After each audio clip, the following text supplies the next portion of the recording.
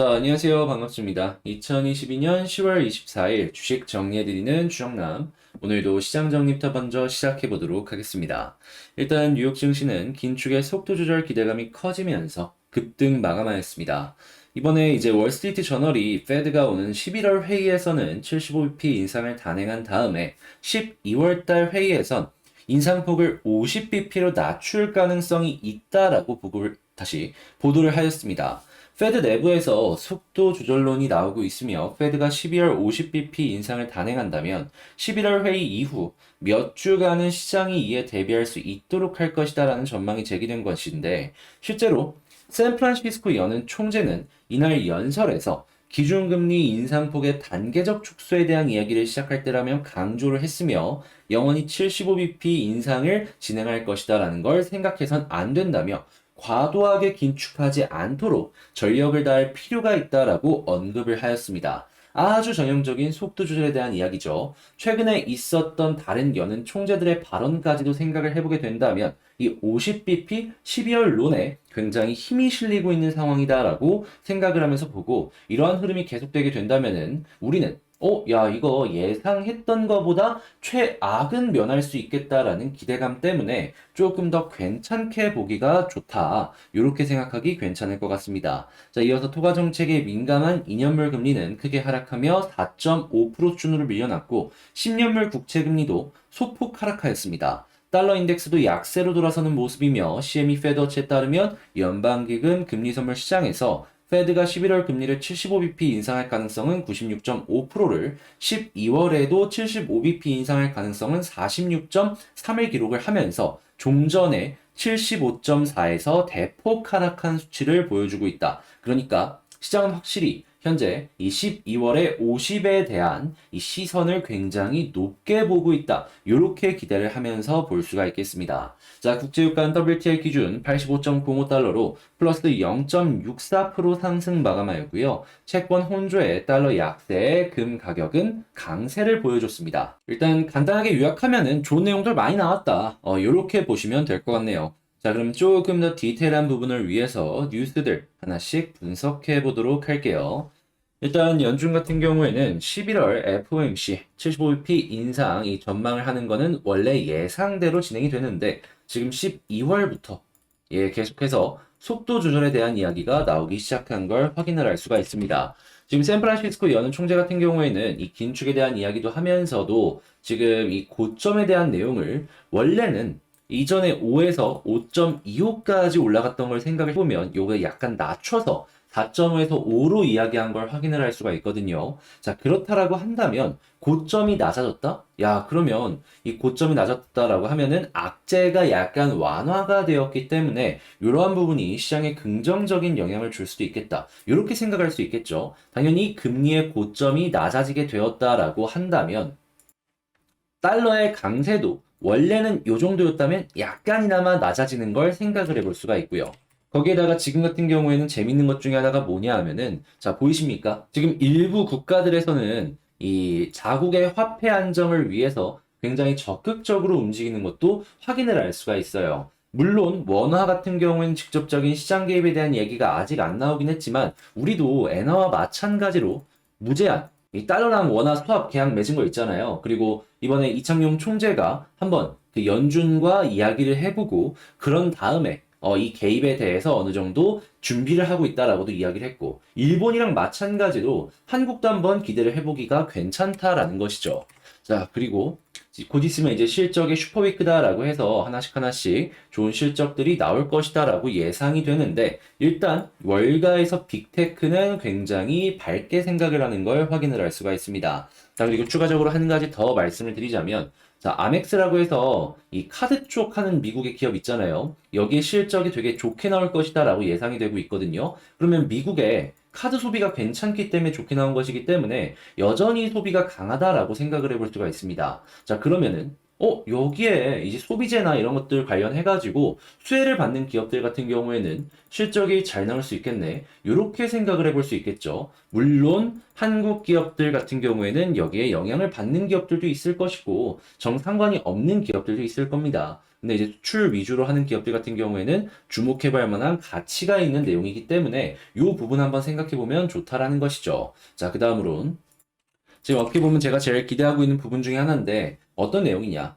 지금 요즘에 러시아가 자꾸 출구를 모색한다라는 생각을 계속 들게 만들고 있습니다. 지금 원하던 것도 어느 정도 원했고, 다시 원하던 것도 어느 정도 얻었고, 그리고 지금 정치적인 부담이 계속해서 커질 거예요. 그렇다라고 한다면은 정치적인 부담도 커지는데 원하는 것도 얻었는데 지금 뭐 전쟁 물자도 계속 부족해지는 모습이 보여지게 된다? 오, 야, 그러면 뭐 전쟁 끝내도 문제가 없겠다. 게다가 여기서 이야기가 나오고 있는 영국, 프랑스 같은 경우에는 현재 자국에서 물가가 계속 오르다 보니까 국민들이 들고 일어나기 시작을 했습니다. 자, 그렇다라는 얘기는 이쪽은 민주주의예요, 여러분. 투표를 한다라는 것이죠. 눈치를 볼 수밖에 없고 좋은 제안이 왔다? 그렇다라고 한다면은 서로 간의 협의를 끝에 우크라이나 지원을 끝내던가 아니면은 우크라이나와 러시아의 정전에 대해서 어느 정도 프레셔를 줄 수도 있지 않을까. 이렇게 생각을 하면서 볼 수가 있을 것 같아요. 그리고 미국 역시도 생각을 하셔야 되는 게 뭐냐 하면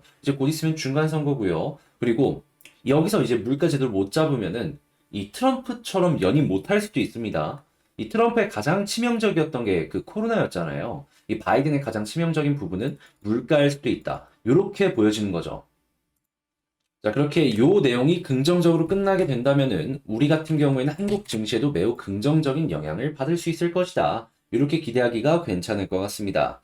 자, 근데 이제 뭐 영국 쪽 같은 경우에는 어느 정도 안정세를 보여주고 있다라고 하지만 근데 이제 중국 쪽에서 이제 그 전당대회가 끝났잖아요. 자, 그렇다라고 한다면은 이 밀어놨던 GDP나 여러 가지가 이제 발표가 된다라는 것인데 시장 예상치 밑도는 모습 계속 보여지게 된다면은 요게 이제 좀 리스크로서 작용을 할 수가 있겠죠.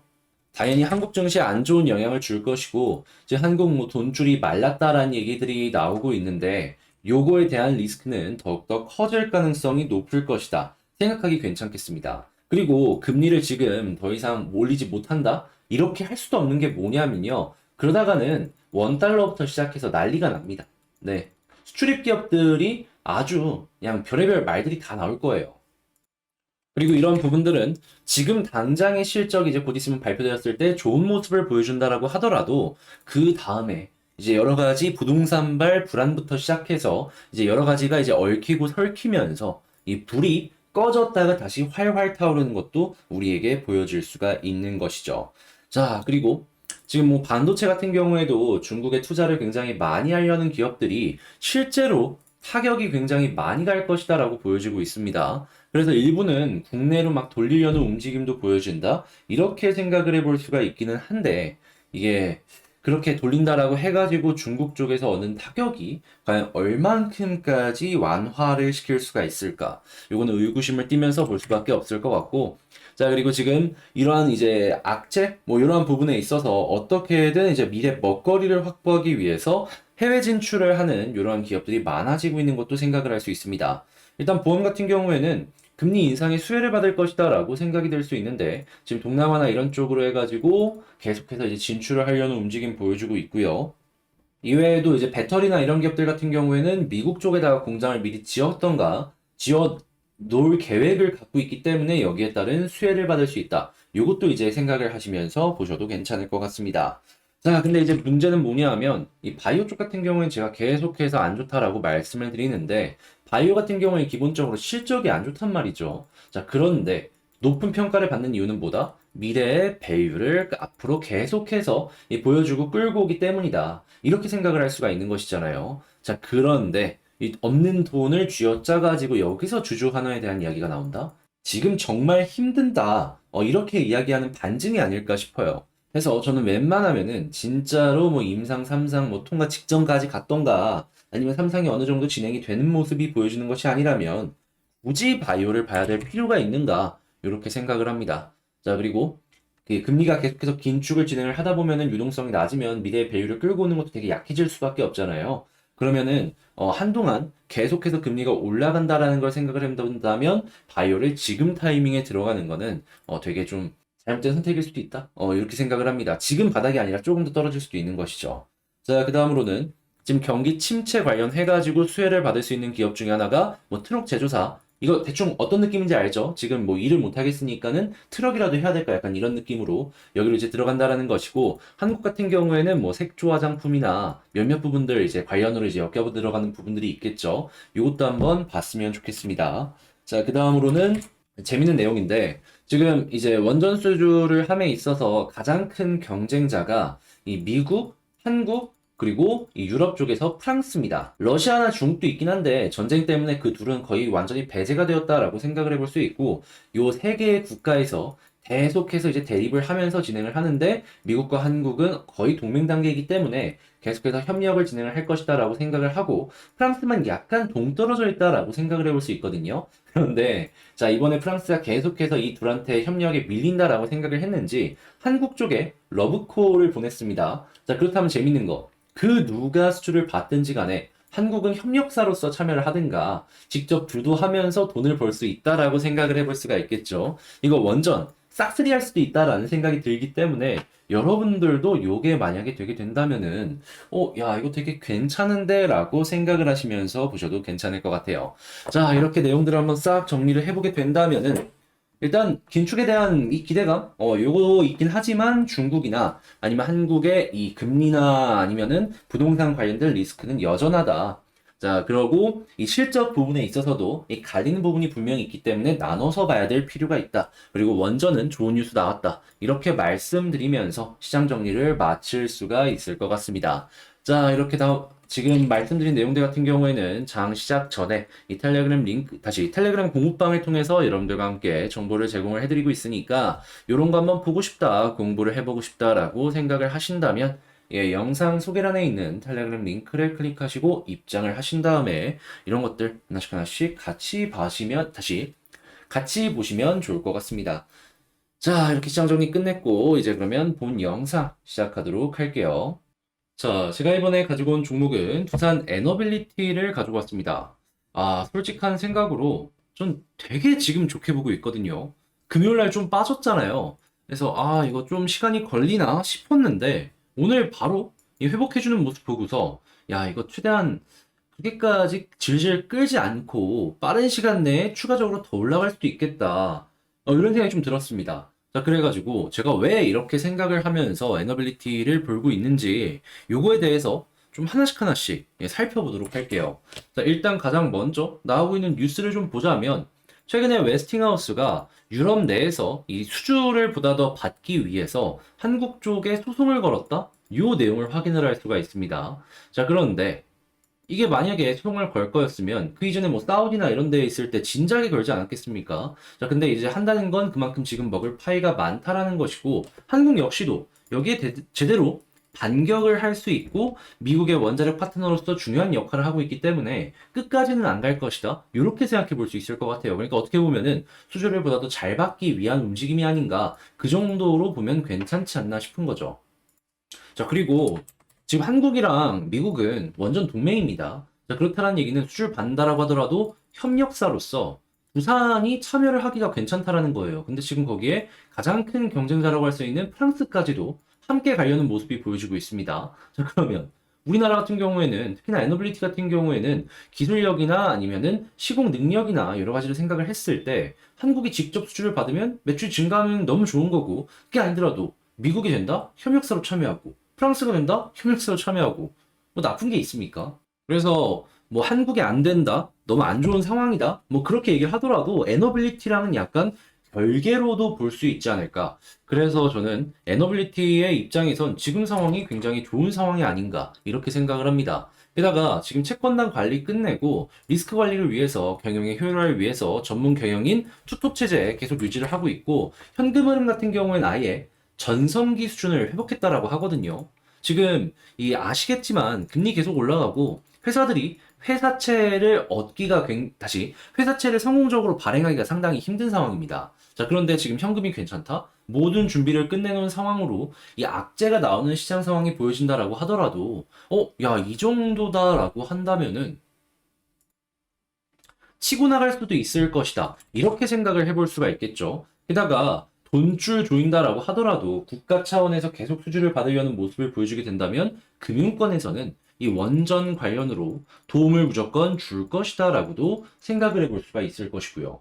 야, 그러면 지금 나오는 내용들 너무 좋기 때문에 에너빌리티 이 사업적인 상황은 퍼펙트하다. 이렇게 볼 수 있겠죠. 그리고 수급을 놓고 보더라도 최근에 좀 빠지나 싶더니 다시금 오늘 또 매수가 들어오면서 이 반전을 위한 움직임, 이것도 생각을 해볼 수 있고요. 제가 계속 강조를 드리는 게 이 외국인 쪽이잖아요. 그런데 현재 이 아래쪽에서의 매수세가 끝나고 나서 매도가 좀 나오더니 다시 현재 위치에서 매수세 보여주기 시작했습니다. 그렇게 해서 한 3, 4일 정도 더 나오게 된다면은 과거처럼 한 번 더 이렇게 상승하는 기대감 요거 가지면서 봐도 된다라고 생각을 하고요. 자, 그 다음에 이제 가장 중요한 요 차트를 한번 보자면 저는 이전에 계속 말씀을 드렸던 부분이 떨어졌을 땐 11선 돌파하면 21선까지 간다였는데 찍고 떨어졌잖아요. 자, 그런데 여기서 또 한 가지 주목을 해봐야 되는 부분이 뭐냐 하면 11선 위에서 횡보를 계속 하잖아요. 그럼 11선의 방향이 우하향이었다가 돌기 시작을 합니다. 딱 그 모습 보여주고 있죠. 자, 그러면은 이제 이렇게 추세가 잡히잖아요. 그러면 떨어지더라도 회복하려는 움직임이 한 번은 나올 가능성이 상당히 높을 겁니다. 그러니까 어떻게 보면 회복성을 높이는 아주 중요한 과정 중에 있다. 이렇게 볼 수 있는 거죠. 그리고 이런 모습이 딱 보여주고 추세가 돌았는데 21선을 돌파한다.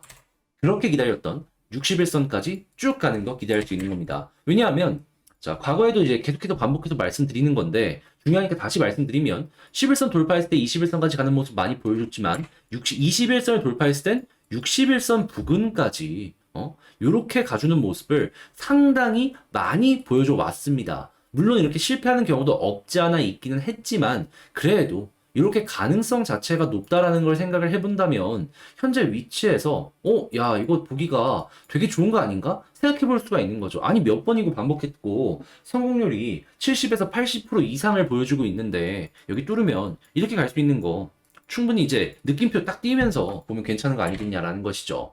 자, 그런 다음에 뭐 60일까지 뚫어주게 된다면 한 480, 240 여기 겹칠 거거든요. 여기까지 보면 될 것 같은데 일단 요건 나중에 다시 한번 생각을 하시면서 보시면 좋을 것 같고 자, 그러면 지금 에너빌리티에 대해서 총정리를 한번 해보자면 일단 뉴스, 사업적인 현황 너무 좋다. 이거는 뭐 크게 걱정할 필요가 없어 보인다. 자, 그 다음에 두 번째 수급을 놓고 봤을 때 현재 위치에서 외국인 매수 다시 들어오기 시작을 하는데 이거 연결되면은 이거 너무 좋다. 근데 오늘도 좋은 모습이 보여지고 있기 때문에 시작이 좋은 게 끝까지 연결됐으면 좋겠다. 자, 세 번째 차트를 놓고 봤을 때 지금 11선 지지해주면서 추세를 돌리려는 움직임이 보여지고 있는데 자, 이런 모습이 보여지게 된다면 방향까지 완벽하게 돌았을 때 약간 하락을 하더라도 큰 걱정 없이 볼 수 있다. 왜냐면 회복을 하려는 움직임이 보여질 가능성이 높기 때문에 자, 그 다음에 네 번째 21선 돌파해주는 모습이 보여지게 된다면 이거는 과거를 보더라도 61선까지는 일단 생각해보기 괜찮다. 그 다음 돌파는 그때 가서 다시 한번 다뤄보자. 이렇게 말씀드리면서 에너빌리티 영상을 마칠 수가 있을 것 같습니다. 지금 점점 기대감이 커지고 있기 때문에 여러분들 역시 기대감을 가지면서 한번 살펴보시면 좋을 것 같은데 저랑 같이 좋은 결과 한번 쌓아가 보셨으면 좋겠고요. 제 영상이 도움이 되었다라고 생각을 하신다면 구독과 좋아요, 알림 설정 한 번씩만 부탁을 드리면서 자, 월요일인데 다들 화이팅 하시길 바라며 이번 주 한 주도 좋게 마쳤으면 좋겠습니다. 자, 이상 주식 정리해드리는 주정남이었고요. 영상 끝까지 시청해주셔서 감사합니다.